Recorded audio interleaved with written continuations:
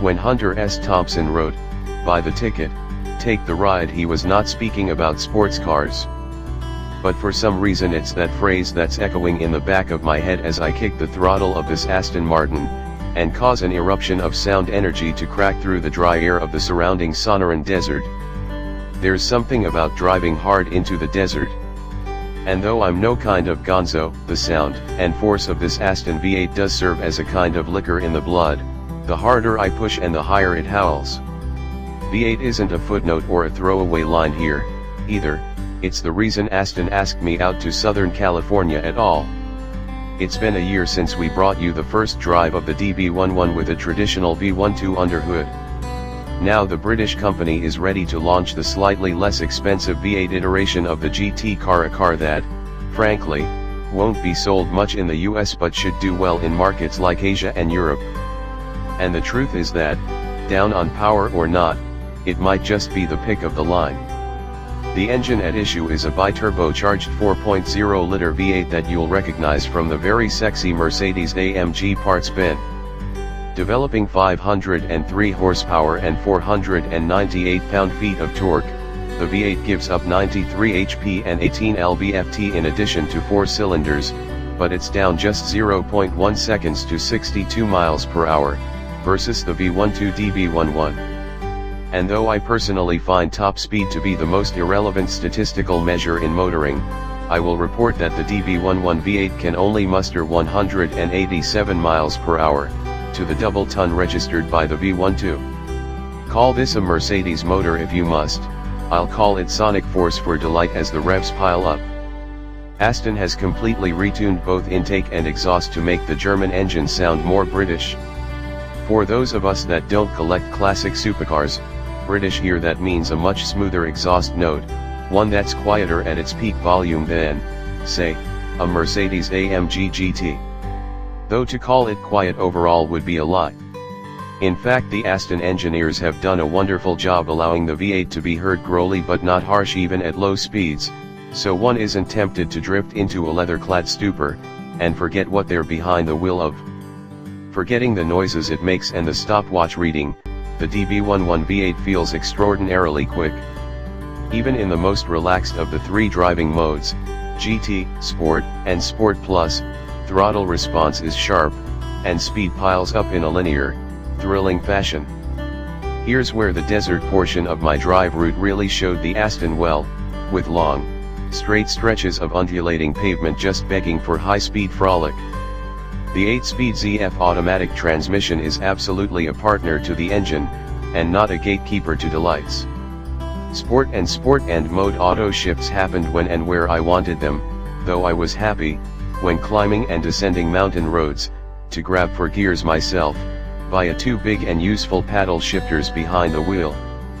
That kind of quick reaction time, combined with smooth low-speed takeoff in traffic and around town, meant I was never left wanting a dual clutch. Now, let's talk about mountain roads.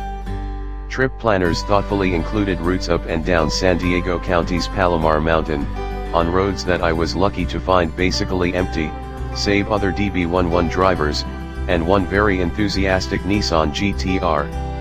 I tend to think of Aston Martins as exceptional fast GT cars, not as well suited for tight roads, a feeling that's reinforced when I look at the DB11 in profile, where it appears to be a mile-long stretch of car-formed sex. But the new Aston was not only willing, but eager, to eat up miles of switchbacks and other tight corners. It was here that the stiffest of 3 adaptive damper settings felt pretty perfect, allowing for remarkably quick changes of direction, followed by the grip and thrust allowed by giant rear rubber, 295 section tires, and the healthy power delivery.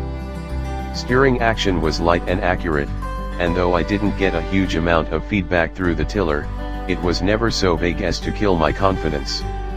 It bears mentioning that the more than 200 pounds saved with the V8 versus the V12 helps, of course, in this sort of driving.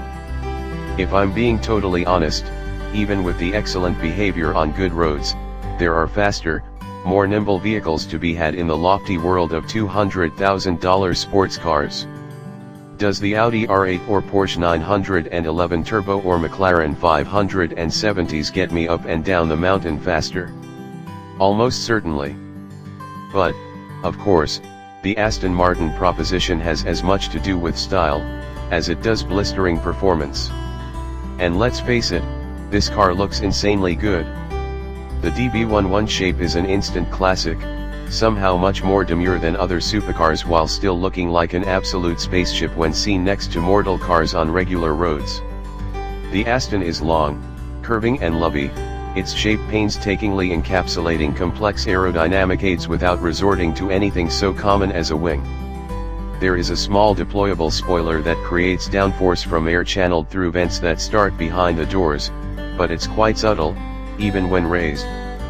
And when I look at the classic white grille on the low, comely nose, it's almost like looking into the future of the Pebble Beach lawn. The DB11 is also far less shouty a design than the current Vanquish, it must be said. The true test of the DB11, in that price range, is whether it will falter or flourish versus cars aimed squarely at performance, like the aforementioned 911 Turbos and McLaren 570s of the world. After all, the competition around $200,000 is staggering, and, really, there's not a GOAT, or GOAT, amongst the group. But for those who have already been infected with Aston Martin lust, or collectors and connoisseurs of the brand, the DB11 is as much a gem as the V8 engine that lives beneath its hood. Given the cash, this is one ticket I'd be happy to take OL Hunter's advice on.